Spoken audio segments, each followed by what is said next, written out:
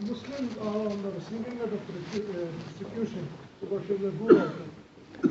If Muslims Are on the receiving end of persecution. if there is another Muslim state that recognizes that, okay, if they can fulfill all those conditions, then they can as well announce jihad against that state, whether that is Muslim state or non-Muslim state, and go and help those Muslims. There's absolutely nothing wrong with that. No way in my talk I was trying to suggest that let's not do jihad. Let's do jihad, but the jihad that is for removing persecution and is based on those conditions, which is jihad man to man, in front line. Everybody knows about it. Peace. But if you see overall in the Muslim world, in 57 countries, you don't see any legitimate state that you mentioned that Yeah. it should be a legitimate. Go and Yeah. have Muslims, other Muslims. Yes. So in that condition, in that position, what do you do about it? We need to then change the state of Muslims. We need to try to, based on wisdom and the way that it actually works, not just going and killing again, try to improve the state and making it better. This is the whole thing that I was trying to answer to that brother as well. See, brother, in our mind, we need to understand this thing, that when we say we are Muslims, that means we cannot just do brainstorming and decide what to do about this situation. There are certain rules that we need to follow, even if we don't like it.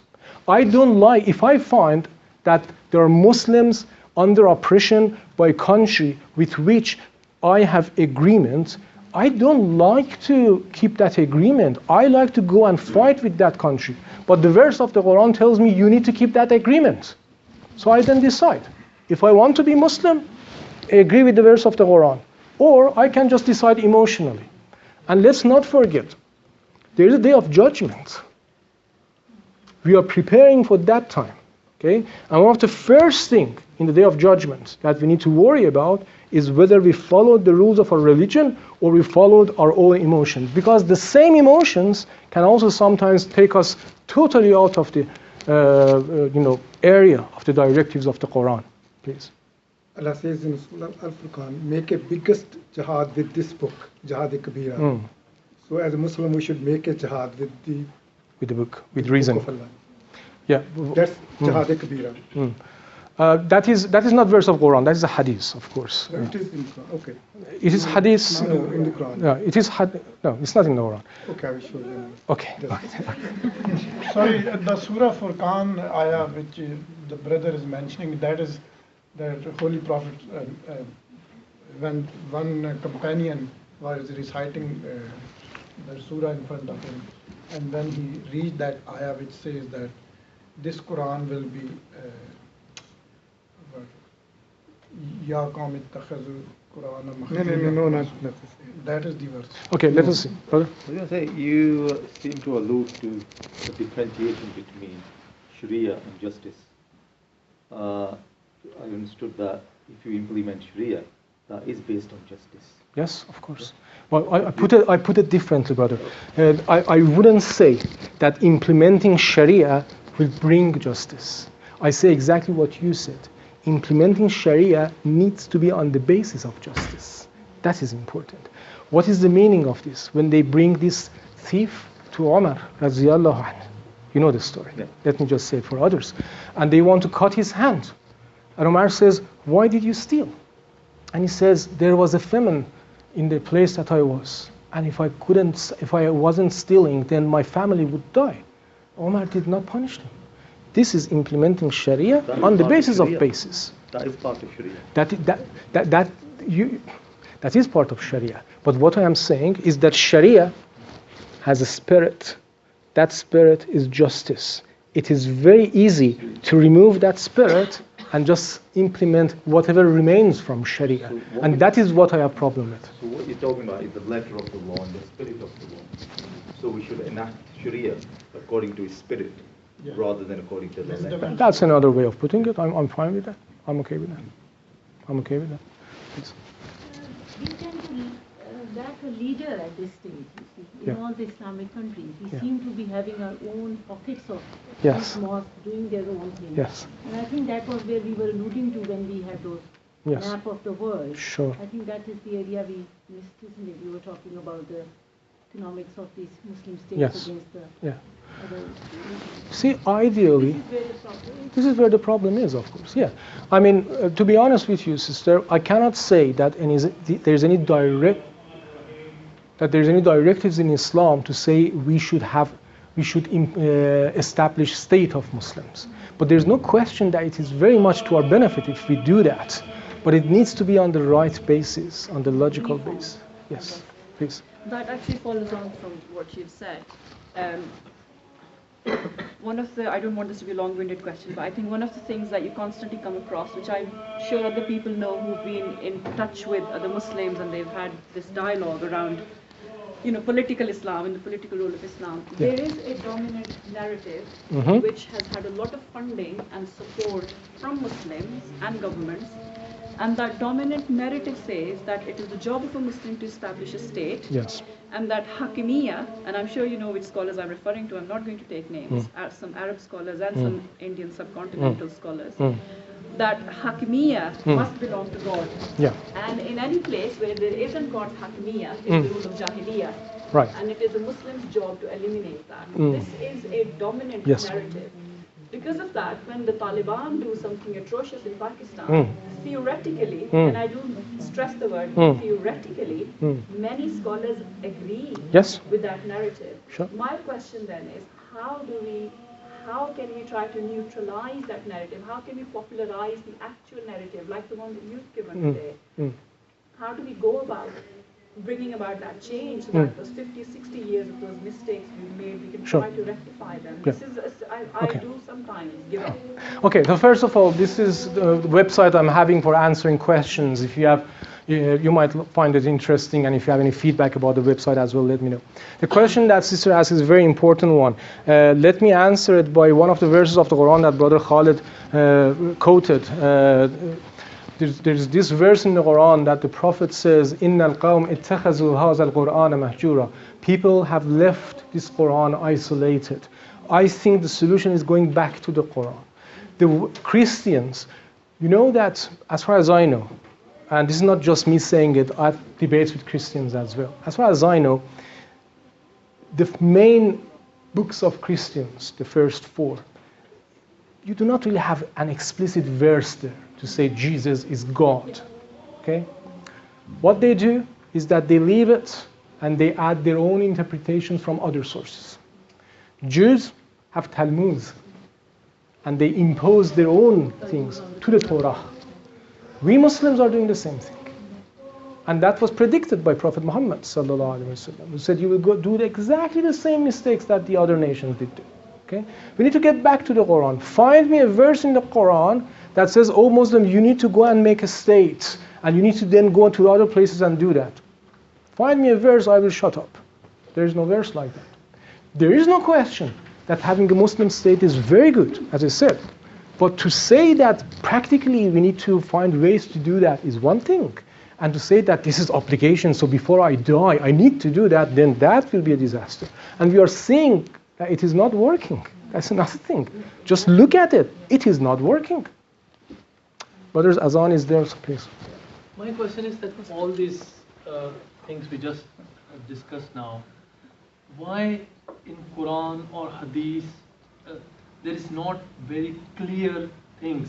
Why people have to have so much, like you are trying to show us so much? Why it is so unclear for so many people, even us? Why we have to have so much discussion about it? There should have been, again, clear instructions about that. Brother, the instructions are so clear that I cannot even think how clear it can be. Yeah, so let me explain. First of all, Hadith needs to be understood in the light of the Quran. Okay, so that is about Hadith. Hadith is very good, needs to be understood in the light of the Quran. In the Quran, all these verses of Jihad, the verse of Jihad, the so-called verse of sword, read it, the chapter 9, read it from the beginning. It is very contextual for a very specific context. It is talking about Mecca, it is talking about the month of Haram, it is talking about the Prophet, it is talking about these kuffar, who did this, who did that. You need to go and ask those people who hold this verse up and generalize it. How are you doing this? What is your justification? Quran is very clear about it. What is the meaning of the verse?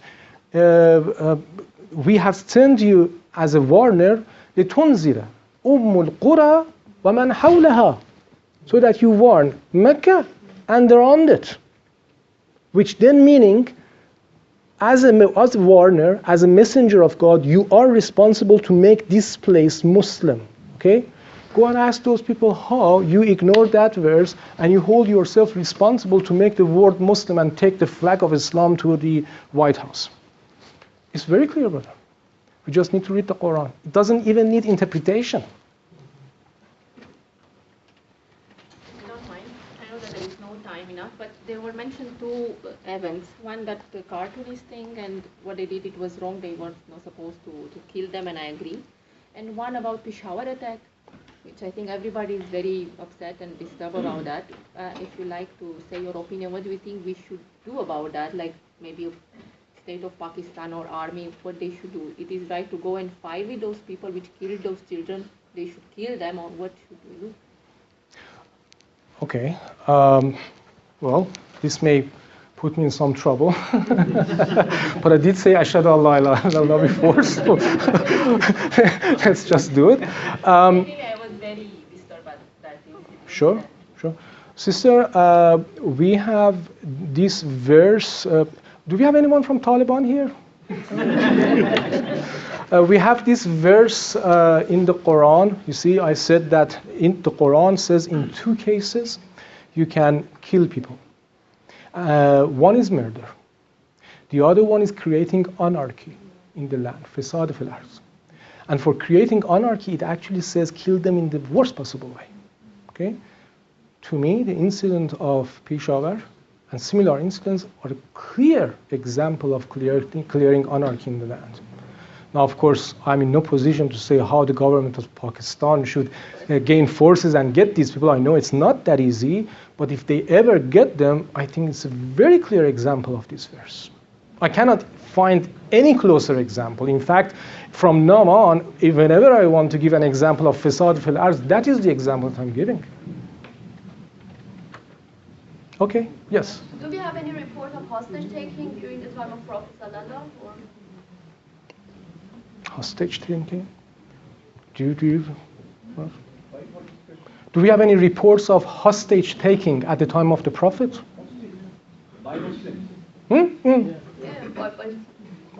ordered by Prophet no. to take hostage. Only And prisoners of war. The only prisoners But they of were war. also released as soon as the war was over. Otherwise, no. No, because you see, the life of human being is very important in Islam. You cannot play with the life of human being. You know. What about the statements, taking their women and keeping them as a concubine, whatever? That's the issue of slavery. That is not hostage. No, I mean, in this day, there some people use that. ISIS We want a don't they, prisoner of war. No, I know. that was one of my points, that this was not something that Islam introduced. It was already an established practice in the world. Islam gradually reduced that to get close to zero. Now these people are again introducing it. Yeah, okay, brother. فَلَا تُطِعِ الْكَافِرِينَ وَجَاهِدْهُمْ بِهِ جِهَادًا كَبِيرًا. But what I was thinking you were referring to was that hadith that says that there is... Okay, sorry. I thought you were talking about that hadith that says there is Jihad Akbar and Jihad Asghar, which many scholars are also saying is not very authentic hadith. Yeah. Thank you, brother. So you mentioned, you gave the list of the conditions of jihad. Some of the conditions, Some of the yes. conditions. Yes. And one of the important conditions which was not in that list is that even if, of course, it is only Muslim state can hold jihad and declare war, and the Muslim state also should have at least half the power of the opponent. That's also a condition. I know where you're coming from. I know where you're coming from. I know which verse you are talking about, and as you know, you can't do that. You are 5 people and you start fighting. No. 1,000. Okay, let me explain. I know where are you coming from. I know which verse you are referring to. I know obviously which scholar you are talking about, which is of one of my very, very respected teachers. the reason I didn't put that is that I don't see that verse as an equation to give us numbers that like when you are half of them then you can go and fight. I don't see it that way. I think what the verse actually implies is that Reasonable. meaning that jihad is not supposed to be suicide. We cannot say, well, we know we will all be killed, but we need to do jihad, so let's just go. No, we shouldn't do that. There needs to be good chances of winning. When that is there, then yes, we'll go for jihad. Yeah, that's true. Please. One last. How do you know that is last? From him. From him. Yeah, the suicide. There was like this suicide in the wars. In the where? In any kind of a war. War. Was it in Islam at that time? For example, the suicide bombing and all Mm. these things. In which you know that you're going to kill yourself, not in a bomb. There were no bombs then. But was there or no? Brother, I give you examples because if I say it wasn't there, it might be a bit confusing, and if I say it was there, it can be even more confusing. I give you example of what you may consider it as suicide, and then you compare it with this, okay? In the Battle of Uhud, when things became very tough, and the Prophet was in the middle, and he was target of arrows, okay? Abu Dujana, radiyallahu anh, made himself shield of the Prophet. So the Prophet was standing there, and Abu Dujana was hugging the Prophet like this, and he received all the arrows, and he died. Is that suicide? Is it not suicide? I don't know. But I see lots of difference from this kind of suicide and the one that you are talking about. Please. It looks like that there is such an important need now that there should be a mission or a campaign Yes. to educate these ignorant people. Yes. And to stop them from Yes. doing these suicides because life is precious. See, sister. In Yeah. Nigeria, they took these 200 young girls who were sleeping in their schools, and they were all taken away in the name of Islam and that, and we don't know what's happened to these girls. We can't just be in denial. These things are, I think they should Sister, be, every one of us, every one of us are responsible to do what we can do. As soon as that massacre in Peshawar took place, all that I could do as a non-Pakistani was just write an article immediately and put it there and give a video. That was all that I could do. Every one of us need to do that. One of the things, sister, is that there are many voices criticizing non-Muslims. And 90% of this criticism is very legitimate, and I agree with that. There is not much voices from inside criticizing us. In other words, Introspection, isn't it, to reflect on what yes, we're doing? yes. In other words, the concept of amr bil ma'ruf, nahy anil munkar, has been reduced to things like, your hijab is not there or this, your trouser is not long enough. You have reduced it to something that is about the mode of dressing, for instance. we've forgotten the humanity side of it because I think humanity comes first then. Yes. So every one of us needs to see what is her or his capacity, and based on that, define what should be his or her jihad in fixing this thing. Please, sister. One point I'd like to raise is, for example, the whole issue now is the killing and the suicide bombing is on a scale, it's unbelievable. You can't even, you hit 200, 500, 1,000. You can't hear anymore. It's so depressing. So what happens? The reaction is exactly what happens then. Somebody goes and kills because Americans went and did that. I'm going to go back to them. Like you just said, the Peshawarids. That's not a justification in any sense. But there has to be a solution. And what you're saying solution is through education. One of them. One of them. Not all of it. Is there any more practical solutions? Because as a mom and seeing these things all the time and trying to raise kids in this environment, there has to be something. I'm not saying anything in terms of you go in and fight them and start killing them. No. No, I see what you're saying. Yes. But it's so you're sitting here even now. You can't take it physically in your mind. You probably go crazy. You start thinking like that. Okay. So What do you do practically? Okay. Well, I tell you what I can think just now at top of my mind. A number of things. Number one, of course, educating Muslims, as I said. Number two educating rulers of non-Muslims about how to treat Muslims politically. What were the mistakes that they did that created all this difficulty? What made Iraq in the situation it is just now? That would be number 2.